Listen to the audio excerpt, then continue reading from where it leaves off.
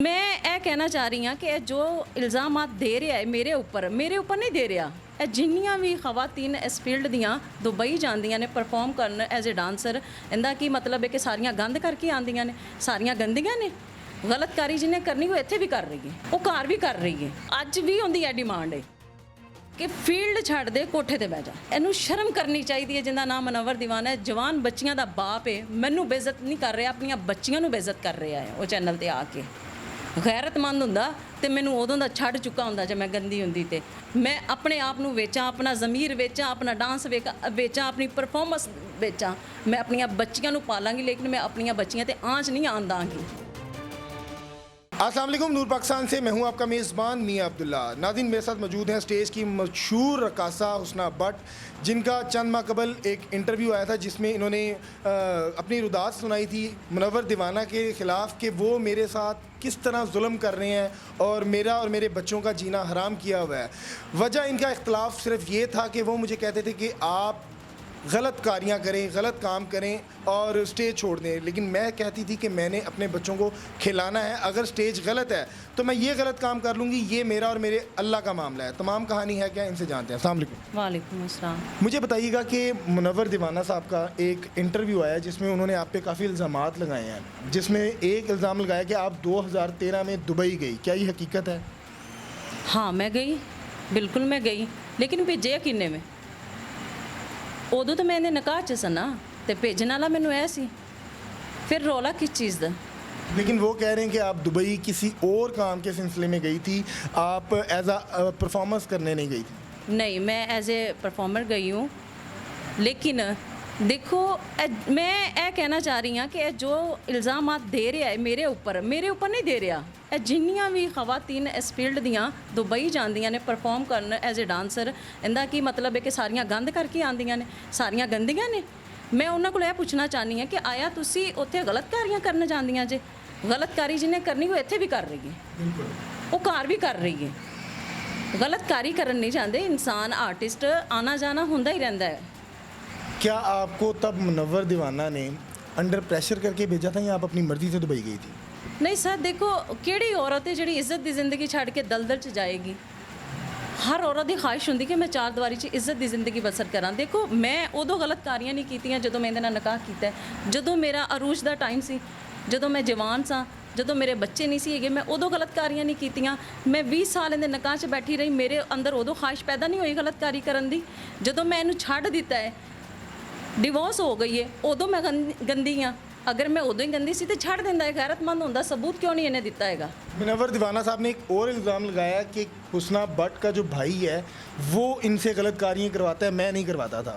अल्लाह माफ़ करे उन्होंने, खुदा मरना भुल गया उस इंसान नूं। झूठ भी इंसान बोलता है, लेकिन किसी हद तक बोलता है। इन्हें तो झूठा का तो बिल्कुल इंतहा कर दी है। मेरे भाई का तो दूर दूर कोई तल्लक वास्ता ही नहीं हैगा मेरे नाल कि इस काम 'ਚ शामिल होवे। देखो ਤੁਹਾਨੂੰ ਵੀ ਸਮਝ ਇਸ ਚੀਜ਼ ਦੀ ਕਿ ਜਦੋਂ ਔਰਤ ਨਿਕਾਹ 'ਚ ਹੋਵੇ ਭਾਈ ਦਾ ਇਖਤਿਆਰ ਨਹੀਂ ਹੁੰਦਾ, ਸ਼ੋਹਰ ਦਾ ਹੁੰਦਾ। ਫਿਰ ਇਹ ਕਿਵੇਂ ਇਲਜ਼ਾਮ ਲਗਾ ਰਿਹਾ ਉਹਦੇ ਤੇ? ਇਹ ਖੁਦ ਬੇਗੈਰਤ ਇਨਸਾਨ ਹੈ। अच्छा, मैंने दसो कि ਤੁਹਾਡਾ इख्तलाफ ਦਾ ਅਸਲ ਵਜ੍ਹਾ ਕੀ ਹੈ? ਕਿਸ ਵਜ੍ਹਾ ਤੋਂ ਤੁਹਾਡਾ इख्तलाफ ਇੰਨਾ ਸ਼ਿੱਦਤ ਇਖਤਿਆਰ ਕਰ ਗਿਆ ਕਿ ਖਤਮ ਹੋਣ ਦਾ ਨਾਂ ਹੀ ਨਹੀਂ ਲੈ ਰਿਹਾ? ਅਕਸਰ ਲੜਾਈ ਝਗੜੇ ਹੁੰਦੇ ਨੇ, ਡਿਵੋਰਸ ਹੋ ਗਈ, ਖਤਮ ਹੋ ਗਿਆ। ਸਰ ਦੇਖੋ, ਕੋਈ ਆਮ ਬੰਦਾ, ਸ਼ਰੀਫ ਬੰਦਾ ਹੋਵੇ ਤੇ ਆਪਣੀ ਇੱਜ਼ਤ ਨੂੰ ਕਵੇ ਜੀ ਠੀਕ ਹੈ, ਉਹ ਇੱਜ਼ਤ ਨਾਲ ਜ਼ਿੰਦਗੀ ਜੀ ਰਹੀ, ਮੈਂ ਆਪਣੀ ਜ਼ਿੰਦਗੀ ਇੱਜ਼ਤ ਨਾਲ ਜੀਵਾਂ। ਲੇਕਿਨ ਇਸ ਭਾਈ ਨੇ ਤੇ ਬਿਲਕੁਲ ਇਹਨੂੰ ਖਾਰ ਹੈ ਮੇਰੇ ਨਾਲ ਕਿ ਇਹਨੇ ਮੈਨੂੰ ਛੱਡਿਆ ਤੇ ਛੱਡਿਆ ਕਿਉਂ ਹੈ? ਮੈਂ ਤੇ ਇਹਦੇ ਕੋਲੋਂ ਬੜੇ ਕੰਮ ਲੈਣੇ ਸੀ, ਮੈਂ ਤੇ ਇਹਨੂੰ ਦਬਾਓ ਦਿੰਦਾ ਆ ਰਿਹਾ ਵਾਂ ਕਿ ਸ਼ਾਇਦ ਕਰੇਗੀ, ਲੇਕਿਨ ਨਹੀਂ, ਮੈਂ ਕਿਉਂ ਕਰਾਂ? ਦੇਖੋ ਮੈਂ ਹੁਣ ਵੀ ਨੱਚ ਕੇ ਆਪਣੇ ਬੱਚੇ ਪਾਲਣ ਦਈ ਹਾਂ, ਮੈਂ ਸਟੇਜ ਤੇ ਪਰਫਾਰਮ ਕਰਕੇ ਆਪਣੇ ਬੱਚੇ ਪਾਲ ਰਹੀ ਹਾਂ। ਅਗਰ ਮੈਂ ਗਲਤਕਾਰੀਆਂ ਕਰ ਰਹੀ ਹੁੰਦੀ ਤਾਂ ਮੈਨੂੰ ਐਡੀ ਬਦਨਾਮੀ ਲੈਣ ਦੀ ਕੀ ਜ਼ਰੂਰਤ ਸੀ? ਆਪਣੇ ਖਾਨਦਾਨ ਨੂੰ ਐਡਾ ਬਦਨਾਮ ਕਰਨ ਦੀ ਕੀ ਜ਼ਰੂਰਤ ਸੀ ਕਿ ਫਲਾਂ ਦੀ ਧੀ ਜਾਂ ਫਲਾਂ ਦੀ ਭੈਣ ਸਟੇਜ ਤੇ ਵੇ? ਮੈਂ ਘਰ ਬਹਿ ਕੇ ਚੁੱਪ ਕਰਕੇ ਇੱਜ਼ਤ ਦੇ ਨਾਲ ਅੰਡਰਗਰਾਉਂਡ ਮੈਂ ਆਪਣੀ ਜੋ ਕਰਨਾ ਸੀ ਕਮਾਉਂਦੀ, ਮੈਂ ਬੱਚੇ ਪਾਲਦੀ। ਮੈਨੂੰ ਕੀ ਜ਼ਰੂਰਤ ਸੀ ਐਡੀ ਬਦਨਾਮੀ ਲੈਣ ਦੀ? ਅੱਜ ਵੀ ਉਹਦੀ ਇਹ ਡਿਮਾਂਡ ਹੈ ਕਿ ਫੀਲਡ ਛੱਡ ਦੇ, ਕੋਠੇ ਤੇ ਬਹਿ ਜਾ। ਅੱਛਾ, ਹਾਂ ਮੁਨੱਵਰ ਦੀਵਾਨਾ ਦੀ ਜੀ ਬਿਲਕੁਲ। ਅੱਜ ਵੀ ਉਹਦੇ ਇਹੀ ਅਲਫਾਜ਼ ਨੇ, ਫੀਲਡ ਛੱਡ ਦੇ, ਮੇਰੀ ਬਦਨਾਮੀ ਇਹਦੇ 'ਚ ਕਿ ਫਲਾਂ ਦੀ ਬੀਵੀ ਸੀ, ਇਹ ਇੰਨੇ ਜੋਗਾ ਨਹੀਂ ਹੈਗਾ, ਬੀਵੀ ਇੱਥੋਂ ਤੱਕ ਆ ਗਈ ਹੈ, ਜਾਂ ਪਤਾ ਨਹੀਂ ਕੀ ਬਣਿਆ ਇੱਥੋਂ ਤੱਕ ਆ ਗਈ ਹੈ। ਅੱਜ ਵੀ ਇਹਦੇ ਇਹ ਅਲਫਾਜ਼ ਨੇ, ਉਦੋਂ ਵੀ ਇਹਦੇ ਇਹ ਅਲਫਾਜ਼ ਸੀ ਕਿ ਕੋਠੇ ਤੇ ਬਹਿ ਜਾ ਫੀਲਡ 'ਚ। ਹੁਣ ਵੀ ਇਹੀ ਕਹਿੰਦਾ ਹੈ। अच्छा, मेरा यहाँ सवाल है आपसे, क्या तब बदनामी नहीं थी जब आपको दुबई भेजा जा रहा था? ਇਹ ਤੇ ਉਹਨੂੰ ਹੋਣਾ ਚਾਹੀਦਾ ਨਾ, ਕਿੰਨਾ ਕੋ ਗੈਰਤਮੰਦ फील्ड में काम क्या कर रहे हैं मुनव्वर दीवाना इस टाइम? स्टेज एक्टर है। इसके अलावा कुछ नहीं करते। और क्योंकि फील्ड में बड़ी हवा फैली हुई है उनको लेके और उनके साथ जिनके साथ वो टाइम एक्सपेंड कर रहे हो उनको लेकर। सर देखो पता की गल है, ਜਦੋਂ ਇਨਸਾਨ ਕਿਸੇ ਦੀ ਇੱਜ਼ਤ ਖਰਾਬ ਕਰਨ ਨਿਕਲਦਾ ਤੇ 100 ਜੁੜ ਜਾਂਦੇ ਨੇ। मनवर दीवाने के नाल भी इस टाइम बहुत ज़्यादा लोग जुड़े ने। क्या वजह आपके साथ क्यों नहीं? क्योंकि औरत ज़ात को जो है वो ज़्यादा प्रेफर करते हैं कि यार इसके साथ जुल्म हो रहा है और मर्द को जो है डिग्रेड किया जाता है। सर ਤੁਸੀਂ ਇੱਥੋਂ ਹੀ ਦੇਖ ਲਵੋ ਕਿ ਮੈਂ ਅਗਰ ਇਹੋ ਜਿਹੀ ਹੋਵਾਂ ਤੇ ਮੇਰੇ ਨਾਲ ਵੀ ਬੜੇ ਘਲੋਣ ਵਾਲੇ ਹੁੰਦੇ। ਮੈਂ ਅੱਜ ਧੱਕੇ ਨਾ ਕਰ ਰਹੀ ਹੁੰਦੀ ਦਰ ਕਦੀ ਮੈਂ ਥਾਣੇ ਕਚਹਿਰੀਆਂ ਜਾਂਦੀ ਆ, ਕਦੀ ਮੈਂ ਬੱਚਿਆਂ ਨੂੰ ਪਾਲਾਂ ਕੀ ਕਰਾਂ। ਕਹਿੰਦਾ ਨਾ ਕਿ ਸ਼ੌਕ ਹੈ ਇੰਜ ਕਰਨ ਦਾ। ਅਗਰ ਮੈਂ ਹੁੰਦੀ ਤੇ ਮੈਂ ਹੁਣ ਟੌਪ ਦੀ ਕੋਈ ਸਟੇਜ ਤੇ ਹੁੰਦੀ। ਮੈਂ ਆਊਟਡੋਰਾਂ 'ਚ ਜਾਂ ਇੱਧਰ ਉੱਧਰ ਧੱਕੇ ਖਾ ਕੇ ਚੰਦ ਪੈਸੇ ਆਪਣੇ ਬੱਚਿਆਂ ਲਈ ਨਹੀਂ ਕਮਾ ਰਹੀ ਹੁੰਦੀ। ਮੈਂ ਵੀ ਲਾਹੌਰ 'ਚ ਟਿੱਕ ਕੇ ਕੰਮ ਕਰ ਰਹੀ ਹੁੰਦੀ ਅੱਛੇ ਲੋਕਾਂ ਦੇ ਨਾਲ, ਵੱਡੇ ਆਰਟਿਸਟਾਂ ਦੇ ਨਾਲ। ਇਸ ਦੌਰ 'ਚ ਜਿਹੜਾ ਲੁੱਚਾ ਹੈ ਉਹਦੀ ਸੁਣੀ ਜਾਂਦੀ ਹੈ, ਜਿਹੜਾ ਵਿਚਾਰਾ ਸ਼ਰੀਫ ਹੈ ਉਹਦੀ ਕੋਈ ਸੁਣਵਾਈ ਨਹੀਂ ਹੈਗੀ। ਸੁਣਵਾਈ ਤੋਂ ਮੁਰਾਦ ਦੇਖੋ ਨਾ ਫੀਲਡ 'ਚ ਕੋਈ ਸੁਣ ਰਿਹਾ ਮੇਰੀ। ਅਗਰ ਤੁਹਾਨੂੰ ਕਿਸੇ ਚੀਜ਼ ਦਾ ਡਾਊਟ ਹੈ ਤੁਸੀਂ ਮੇਰੇ ਕੋਲ ਆਓ, ਮੇਰੀਆਂ ਬੱਚੀਆਂ ਕੋਲ ਪੁੱਛੋ, ਮੇਰੇ ਕੋਲੋਂ ਪੁੱਛੋ, ਮੈਂ ਤੁਹਾਨੂੰ ਸਬੂਤ ਦੇਣੀ ਆ, ਪ੍ਰੂਫ ਦੇਣੀ ਆ ਹਰ ਚੀਜ਼ ਦਾ। ਤੁਸੀਂ ਇੱਕ ਰੁਖ ਦੇਖ ਕੇ ਤੇ ਤੁਸੀਂ ਕਿਸੇ ਦੀ ਧੀ ਭੈਣ ਦੀ ਇੱਜ਼ਤ ਉਛਾਲ ਲੈਂਦੇ ਹੋ ਚੈਨਲ ਤੇ ਉਹਨਾਂ ਨੂੰ ਬਿਠਾ ਕੇ।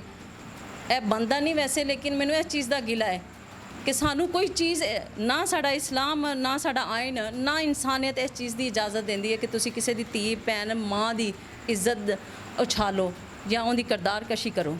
ਅਸੀਂ ਕੌਣ ਹੁੰਨੇ ਆ? ਲੇਕਿਨ ਇਹਨੂੰ ਸ਼ਰਮ ਕਰਨੀ ਚਾਹੀਦੀ ਹੈ। ਜਿੰਦਾ ਨਾਮ ਮਨਵਰ ਦੀਵਾਨਾ ਹੈ, ਜਵਾਨ ਬੱਚੀਆਂ ਦਾ ਬਾਪ ਹੈ, ਮੈਨੂੰ ਬੇਇੱਜ਼ਤ ਨਹੀਂ ਕਰ ਰਿਹਾ, ਆਪਣੀਆਂ ਬੱਚੀਆਂ ਨੂੰ ਬੇਇੱਜ਼ਤ ਕਰ ਰਿਹਾ ਹੈ ਉਹ ਚੈਨਲ ਤੇ ਆ ਕੇ। ਗੈਰਤਮੰਦ ਹੁੰਦਾ ਤੇ ਮੈਨੂੰ ਉਦੋਂ ਦਾ ਛੱਡ ਚੁੱਕਾ ਹੁੰਦਾ ਜੇ ਮੈਂ ਗੰਦੀ ਹੁੰਦੀ ਤੇ। ਅਗਰ ਮੈਂ ਦੇਖੋ ਐਡੀ ਗੰਦੀ ਆ, ਡਾਇਨ ਆ ਉਹਦੇ ਬਕੌਲ। ਉਹਨੇ ਆਪਣੇ ਇੰਟਰਵਿਊ 'ਚ ਕਿਹਾ ਕਿ ਡਾਇਨ ਹੈ, ਮਾਂ ਨਹੀਂ ਹੈਗੀ। ਐਡਾ ਗੈਰਤਮੰਦ ਮਰਦ ਨਹੀਂ ਹੈਗਾ, ਗੈਰਤਮੰਦ ਬਾਪ ਹੁੰਦਾ। ਸਬੂਤ ਦਵੇ ਮੈਨੂੰ, ਆਪਣੀਆਂ ਬੱਚੀਆਂ ਮੇਰੇ ਕੋਲ ਕਿ ਛੱਡੀਆਂ ਨੇ ਉਹਨੇ। ਫਿਰ ਬੱਚੀਆਂ ਦਾ ਖਰਚਾ ਦੇ ਰਹੇ ਨੇ ਮਨਵਰ ਦੀਵਾਨਾ ਸਾਹਿਬ? ਬਿਲਕੁਲ ਖਰਚਾ ਨਹੀਂ ਦੇ ਰਿਹਾ ਹੈਗਾ। ਉਹਦੀ ਗੈਰਤ ਮਰ ਚੁੱਕੀ, ਉਹਦਾ ਜ਼ਮੀਰ ਮਰ ਚੁੱਕਿਆ ਉਸ ਇਨਸਾਨ ਦਾ। ਕਿਸ ਤਰ੍ਹਾਂ ਬੱਚੀਆਂ ਨੂੰ ਤੁਸੀਂ ਪਾਲ ਰਹੇ ਹੋ? ਮਾਸ਼ਾਅੱਲਾ ਤੁਹਾਡੀਆਂ ਜਵਾਨ ਬੇਟੀਆਂ ਨੇ, ਪੜ੍ਹਦੀਆਂ ਨੇ। ਸਰ ਦੇਖੋ ਜਿੰਦਾ ਕੋਈ ਨਹੀਂ ਹੁੰਦਾ, ਅੱਲਾ ਤੇ ਹੈਗਾ ਹੈ ਤੇ ਮਾਲਕ ਔਰ ਰਾਜ਼ਕ ਬੇਸ਼ੱਕ ਅੱਲਾ ਦੀ ਜ਼ਾਤ ਹੈ। ਨਾ ਤੇ ਨਾ ਮਨਵਰ ਦੀਵਾਨਾ ਹੈ। ਜਦ ਤੱਕ ਮੈਂ ਜ਼ਿੰਦਾ ਵਾਂ ਮੇਰੀਆਂ ਧੀਆਂ ਭੁੱਖੀਆਂ ਨਹੀਂ ਮਰਦੀਆਂ। ਮੈਂ ਆਪਣੇ ਆਪ ਨੂੰ ਵੇਚਾਂ, ਆਪਣਾ ਜ਼ਮੀਰ ਵੇਚਾਂ, ਆਪਣਾ ਡਾਂਸ ਵੇਚਾਂ, ਆਪਣੀ ਪਰਫਾਰਮੈਂਸ ਵੇਚਾਂ, मैं अपनी बच्चियों को पालांगी, लेकिन मैं अपनी बच्चियां ते आँच नहीं आन दांगी। इनकी बेटियों से बात करते हैं क्योंकि इनकी बेटियां कह रही हैं कि हमने भी बात करनी है। हमने जो कुछ देखा है अपनी लाइफ में, अपनी वालदा को लेके और अपने वालिद साहब को लेके, और अपना मौक़िफ़ देना चाह रही हैं। आइए उनसे बात करते हैं। अस्सलाम वालेकुम पापा, मैं आपसे यही कहना चाहती हूँ कि आप हमारी जान छोड़ दें, हमें ना मिला करें। हमने अपनी माँ के पास रहना है।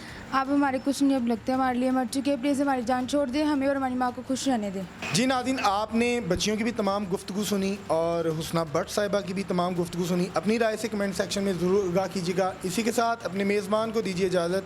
अल्लाह हाफ़िज़।